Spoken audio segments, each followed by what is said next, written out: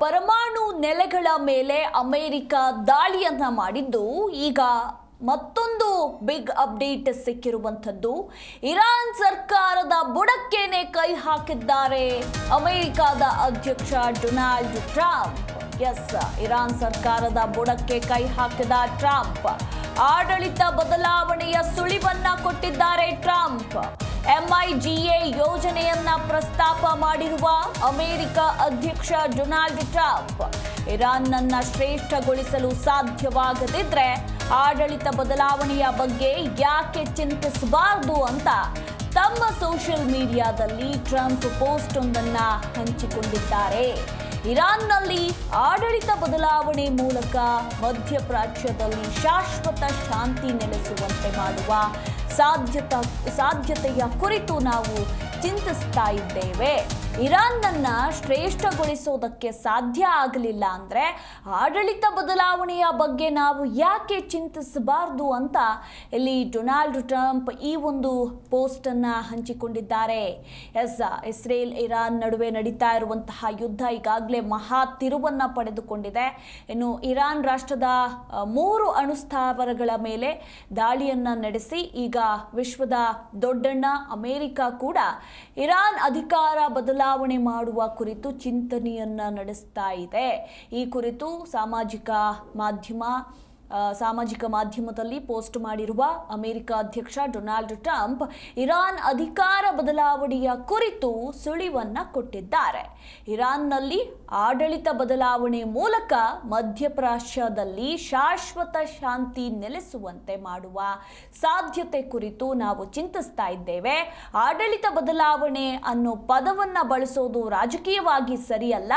ಆದರೆ ಪ್ರಸ್ತುತ Ali Khamenei ಆಡಳಿತ ಇರಾನ್ನನ್ನ ಮತ್ತೆ ಶ್ರೇಷ್ಠಗೊಳಿಸಲು ಸಾಧ್ಯವಾಗದಿದ್ರೆ ಆಡಳಿತ ಬದಲಾವಣೆ ಬಗ್ಗೆ ಯಾಕೆ ಚಿಂತಿಸಬಾರದು ಅಂತ ಇಲ್ಲಿ ಅಮೆರಿಕದ ಅಧ್ಯಕ್ಷ ಡೊನಾಲ್ಡ್ ಟ್ರಂಪ್ ಹೇಳಿರುವಂಥದ್ದು. ಈ ಬಗ್ಗೆ ಇನ್ನೂ ಹೆಚ್ಚಿನ ಡೀಟೇಲ್ಸ್ ಕೊಡ್ತಾರೆ ನಮ್ಮ ಪ್ರತಿನಿಧಿ ಅನಂತರಾಮ್. ಈಗಾಗಲೇ ಇರಾನ್ ಹಾಗೆ ಇಸ್ರೇಲ್ ನಡುವೆ ನಡೀತಾ ಇರುವಂತಹ ಯುದ್ಧ ಮಹಾ ತಿರುವನ್ನ ಪಡೆದುಕೊಂಡಿದ್ದು ಅಮೆರಿಕ ಕೂಡ ಎಂಟ್ರಿ ಕೊಟ್ಟಿದ್ದಾಯಿತು. ಸದ್ಯಕ್ಕೀಗ ಇರಾನ್ ಸರ್ಕಾರದ ಬುಡಕ್ಕೇನೆ ಡೊನಾಲ್ಡ್ ಟ್ರಂಪ್ ಕೈ ಹಾಕಿದ್ದಾರೆ. ಅಂದ್ರೆ ಆಡಳಿತ ಬದಲಾವಣೆಯ ಕುರಿತು ಒಂದು ಪೋಸ್ಟ್ ಅನ್ನು ಹಂಚಿಕೊಂಡಿದ್ದಾರೆ. ಈ ಪೋಸ್ಟ್ ನಲ್ಲಿ MIGA ಯೋಜನೆ ಅಂದ್ರೆ ಮಿಗಾ ಯೋಜನೆ ಬಗ್ಗೆ ಕೂಡ ಪ್ರಸ್ತಾಪ ಮಾಡಿದ್ದಾರೆ. ಹಾಗಿದ್ರೆ ಏನಿದು ಈ ಮಿಗಾ ಯೋಜನೆ? ಇಸ್ರೇಲ್ನ ಪಾತ್ರ ಏನು? ನಿಜಕ್ಕೂ ಕೂಡ ಆಡಳಿತ ಬದಲಾವಣೆ ಆದ ಮೇಲೆ ಮಧ್ಯಪ್ರಾಚ್ಯದಲ್ಲಿ ಶಾಂತಿ ನೆಲೆಸಬಹುದಾ ಅಂತ? ಬದಲಾವಣೆ ಆದ ಮೇಲೆ ಶಾಂತಿ ನೆಲೆಸೋದು ಅದು ಸೆಕೆಂಡರಿ. ಬಟ್ ಅದಕ್ಕೆ ಅವಕಾಶ ಮಾಡಿಕೊಡುತ್ತಾ ಇರಾನ್ ಅನ್ನೋದು ಇಲ್ಲಿ ಮುಖ್ಯವಾಗಿರುವಂತಹ ಪ್ರಶ್ನೆ. ಯಾಕೆಂದ್ರೆ ಈಗ ಏನು ಅಮೆರಿಕ ಏನು ಇರಾನ್ನ 3 ಪ್ರಮುಖವಾಗಿರುವಂತಹ ವಾಯು ನೆಲೆಗಳ ಮೇಲೆ ದಾಳಿಯನ್ನ ಮಾಡಿದ ನಂತರದಲ್ಲಿ ಏನು ಫೋರ್ಡೋ, ನಟಾಂಜ್ ಮತ್ತು ಇಸ್ಫಹಾನ್ ಮೇಲೆ ದಾಳಿ ಮಾಡಿದ ನಂತರದಲ್ಲಿ ಅದಕ್ಕೆ ತಕ್ಕ ಪ್ರತಿಕಾರವನ್ನ ಕೊಡುವಂತಹ ದೃಷ್ಟಿಯಲ್ಲಿ ಏನು ಇಸ್ರೇಲ್ ಮೇಲೆ ದಾಳಿ ಮಾಡಿತ್ತು. ಅದರ ಜೊತೆಗೆ ಅಂದ್ರೆ ಅದರ ಕೆಲವೇ ಕ್ಷಣಗಳಲ್ಲಿ ಇಸ್ರೇಲ್ ಮೇಲೆ ದಾಳಿ ನಡೆಸಿ ಹಲವಾರು ಕಟ್ಟಡಗಳನ್ನ ನಾಶಪಡಿಸಿತ್ತು. ಅದರ ಜೊತೆಗೆ ಮುಂದುವರಿದ ಭಾಗವಾಗಿ ಏನು ಹಾರ್ಮುಜ್ ಜಲಸಂಧಿಯನ್ನ ಕ್ಲೋಸ್ ಮಾಡೋದ್ರ ಬಗ್ಗೆನೂ ಕೂಡ ಚರ್ಚೆ ಆಗ್ತಾ ಇದೆ. ಹಾರ್ಮುಜ್ ಜಲಸಂಧಿ ಕ್ಲೋಸ್ ಮಾಡುವ ಮುಖಾಂತರವಾಗಿ ಒಂದು ಪೆಟ್ಟನ್ನು ಕೊಡಬೇಕು ಅಮೆರಿಕಗೆ ಅನ್ನೋ ಒಂದು, ಅದ್ರ ಜೊತೆಗೆ ಅಮೆರಿಕವನ್ನ ಬೆಂಬಲಿತ ರಾಷ್ಟ್ರಗಳಿಗೂ ಕೂಡ ಒಂದು ತಕ್ಕ ಪಾಠವನ್ನ ಕಲಿಸ್ಬೇಕು ಅಂತ ಹೇಳಿ. ಈ ನಡುವೆ ಇರಾನ್ನ ವಿದೇಶಾಂಗ ಸಚಿವರಾಗಿರುವಂತಹ ಅಬ್ಬಾಸ್ ಅರಾಗ್ಚಿ ಕೂಡ ಮಾಸ್ಕೋಗೆ ತೆರಳಿದ್ದು ರಷ್ಯಾದ ಜೊತೆ ಸಮನ್ವಯನ ಸಾಧಿಸುವ ದೃಷ್ಟಿನಲ್ಲಿ ಮಾತುಕತೆಯನ್ನ ನಡೆಸಿದ್ದಾರೆ ಪುಟಿನ್ ಜೊತೆಗೆ.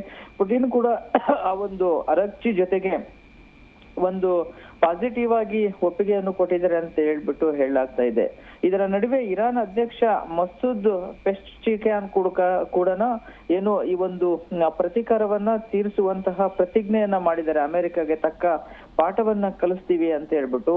ಹೀಗಾಗಿ ಈ ಇಬ್ಬರು ನಾಯಕರು ಕೂಡ ಅಮೆರಿಕ ಏನು ನಮ್ಮ ಒಂದು ವಾಯು ನೆಲೆಗಳನ್ನ ನಾಶಪಡಿಸಿದೆಯೋ ಅದರ ಒಂದು ತೀಕ್ಷ್ಣತೆ, ಅದರ ವ್ಯಾಪ್ತಿ ಮತ್ತೆ ಅದರ ಆಗಿರುವಂತಹ ನಷ್ಟ ನಮಗೆ ಅರಿವಿದೆ. ಅಂದ್ರೆ ಇಂಡೈರೆಕ್ಟ್ ಆಗಿ ನೀವೆಷ್ಟು ಡ್ಯಾಮೇಜ್ ಅನ್ನ ಮಾಡಿದ್ರೋ ಅದಕ್ಕಿಂತ ಹೆಚ್ಚು ಪ್ರತೀಕಾರವನ್ನ ನಾವು ತೀರಿಸ್ಕೊಂತೀವಿ ಅನ್ನೋ ಒಂದು ದೃಷ್ಟಿನಲ್ಲಿ ಇವರು ಒಂದು ಪ್ರತಿಜ್ಞೆಯನ್ನ ಮಾಡಿದ್ದಾರೆ. ಆ ಒಂದು ದೃಷ್ಟಿನಲ್ಲಿ ಈಗ ವಿಶ್ವಸಂಸ್ಥೆಯ ಭದ್ರತಾ ಮಂಡಳಿಗೆ ತುರ್ತು ಸಭೆಯನ್ನ ಕರೆಯಬೇಕು ಅಂತ ಹೇಳ್ಬಿಟ್ಟು ಮನವಿಯನ್ನ ಕೂಡ ಮಾಡಿದ್ದಾರೆ.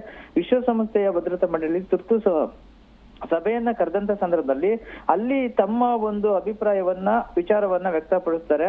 ಅದರ ಜೊತೆಗೆ ಹಾರ್ಮುಜ್ ಜಲಸಂಧಿಯ ವಿಚಾರ ಕೂಡ ಅಲ್ಲಿ ಪ್ರಸ್ತಾಪ ಆಗುತ್ತೆ. ಇದು ಒಂದ್ ಪಾರ್ಟ್. ಅಂದ್ರೆ ಇರಾನ್ನ ಒಂದು ಪ್ರತೀಕಾರಕ್ಕೆ ಸಂಬಂಧಪಟ್ಟಂತೆ ಯಾವ ರೀತಿಯಾದಂತಹ ಸ್ಟೆಪ್ಸ್ ಗಳನ್ನ ತಗೋಬಹುದು ಅನ್ನೋದು ಈ ಇಬ್ಬರು ನಾಯಕರು ಚರ್ಚೆ ಮಾಡುತ್ತಿರುವಂತದ್ದು. ಇದರ ಜೊತೆಗೆ ಈಗ ಅಮೆರಿಕ ಅಧ್ಯಕ್ಷ ಡೊನಾಲ್ಡ್ ಟ್ರಂಪ್ ಅವರು ಏನು ಏರ್ ಬೇಸ್ ನಲ್ಲಿ ಏನು ಏರ್ ಸ್ಟ್ರೈಕ್ ಆದ ನಂತರದಲ್ಲಿ ಯಶಸ್ವಿಯಾಗಿ ಏರ್ ಸ್ಟ್ರೈಕ್ ಅನ್ನ ನಮ್ಮ ಒಂದು ಏನು B2 ಪೈಲಟ್ಗಳು ಮಾಡಿದ್ದಾರೆ. ಮತ್ತೆ ಯಶಸ್ವಿಯಾಗಿ ಒಂದು B2 ವಿಮಾನ ಕೂಡ ವಾಪಸ್ ಮಸೂರಿಗೆ ಬಂದಿಳಿದಿದೆ. ಈಗ ನೆಕ್ಸ್ಟ್ ಸ್ಟೆಪ್ ಬಂದ್ಬಿಟ್ಟು ಇರಾನ್ ನಲ್ಲಿ ಆಡಳಿತವನ್ನ ಚೇಂಜ್ ಮಾಡೋದಂದ್ರೆ ಮೀಗಾ ಬದಲಾವಣೆ, ಅಂದ್ರೆ ಮೇಕ್ ಇರಾನ್ ಗ್ರೇಟ್ ಅಗೈನ್ ಅಂತ ಹೇಳ್ಬಿಟ್ಟು ಈಗ ಅಲ್ಲಿ ಆಡಳಿತವನ್ನ ಯಾಕೆ ಮಧ್ಯಪ್ರಾಚ್ಯದಲ್ಲಿ ಶಾಂತಿಯನ್ನ ನೆಲೆಸಬಾರ್ದು, ಆ ರೀತಿಯಾದಂತಹ ಯೋಚನೆಯನ್ನ ಮಾಡಬಾರ್ದು ಡೊನಾಲ್ಡ್ ಟ್ರಂಪ್ ಅವರು ತಮ್ಮ ಸಾಮಾಜಿಕ ತಾಣದಲ್ಲಿ ಟ್ವೀಟ್ ಅನ್ನ ಬಹುಶಃ ಅಷ್ಟು ಈಸಿ ಆಗಿಲ್ಲ ಅಂತ ಅನ್ಸುತ್ತೆ. ಅಮೆರಿಕ ಒಂದು ಈ ಒಂದು ಹೇಳಿಕೆ ಮತ್ತು ಅಲ್ಲಿ ನಡೆಯುವಂತಹ ವಿಚಾರ ಎರಡಕ್ಕೂ ಕೂಡ ತುಂಬಾ ಕಷ್ಟ ಸಾಧ್ಯದ ಮಾತು. ಯಾಕಂದ್ರೆ ಇರಾನ್ ಪ್ರತೀಕಾರ ತೀರಿಸಿಕೊಳ್ಳುವಂತಹ ಚಾನ್ಸಸ್ ತುಂಬಾ ಇರೋದ್ರಿಂದಾಗಿ ಏನು ಅಮೆರಿಕ ಅಧ್ಯಕ್ಷರ ಒಂದು ಇಂಗಿತ, ಅವರ ಒಂದು ಆಸೆ ಅಷ್ಟು ಈಸಿಯಾಗಿ ಈಗ ನೆರವೇರುವಂತಹ ಸಾಧ್ಯತೆ ತೀರಾ ಕಡಿಮೆ ಆಗಿದೆ. Madhumala. Yes, thank you Anantharam ನಿಮ್ಮೆಲ್ಲ ಮಾಹಿತಿಗಾಗಿ.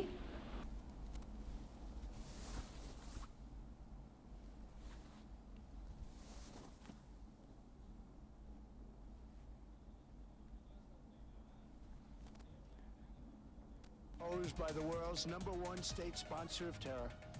Tonight I can report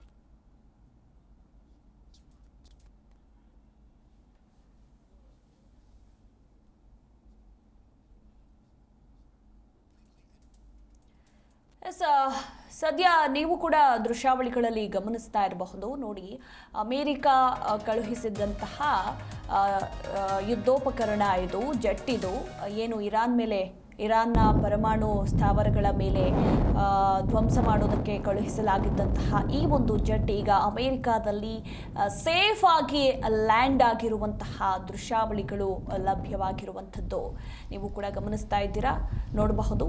Iran ರಾಷ್ಟ್ರದ 3 ಅಣುಸ್ಥಾವರಗಳ ಮೇಲೆ ದಾಳಿ ನಡೆಸಿರುವಂತಹ ಈ ಒಂದು ಜೆಟ್ ಈಗ ಮರಳಿ ಅಮೇರಿಕಾಗೆ ವಾಪಸ್ ಬಂದಿದ್ದು ಸೇಫ್ ಆಗಿ ಲ್ಯಾಂಡ್ ಕೂಡ ಆಗಿರುವಂಥದ್ದು. ಆ ಒಂದು ದೃಶ್ಯಾವಳಿಗಳು ಕೂಡ ನಮಗೆ ಲಭ್ಯ ಆಗಿರುವಂಥದ್ದು. ಇಸ್ರೇಲ್ ಮತ್ತು ಇರಾನ್ ನಡುವೆ ನಡೀತಾ ಇರುವಂತಹ ಯುದ್ಧ ಮಹಾ ತಿರುವನ್ನ ಪಡೆದುಕೊಳ್ತು ಯಾವಾಗ ಅಮೆರಿಕ ಎಂಟ್ರಿ ಕೊಟ್ಟಂತಹ ಸಂದರ್ಭದಲ್ಲಿ. ಅಮೆರಿಕ ಎಂಟ್ರಿ ಕೊಟ್ಟು ಇರಾನ್ ರಾಷ್ಟ್ರದ 3 ಅಣುಸ್ಥಾವರಗಳ ಮೇಲೆ ದಾಳಿಯನ್ನ ನಡೆಸಿ ಈ ಒಂದು ಸಂಘರ್ಷಕ್ಕೆ ಅಧಿಕೃತವಾಗಿ ವಿಶ್ವದ ದೊಡ್ಡಣ್ಣ ಕೂಡ ಎಂಟ್ರಿ ಕೊಟ್ಟಂತಾಯಿತು. ಇನ್ನು ಅಣುಸ್ಥಾವರಗಳ ಮೇಲೆ ದಾಳಿ ನಡೆಸಿದಂತಹ ಜೆಟ್ನ ದೃಶ್ಯಾವಳಿಗಳನ್ನ ಕೂಡ ನಾವು ನಿಮಗೆ ತೋರಿಸ್ತಾ ಇದ್ದೀವಿ. ಈಗ ಆ ಒಂದು ಜೆಟ್ ಸೇಫ್ ಲ್ಯಾಂಡಿಂಗ್ ಆಗಿದೆ.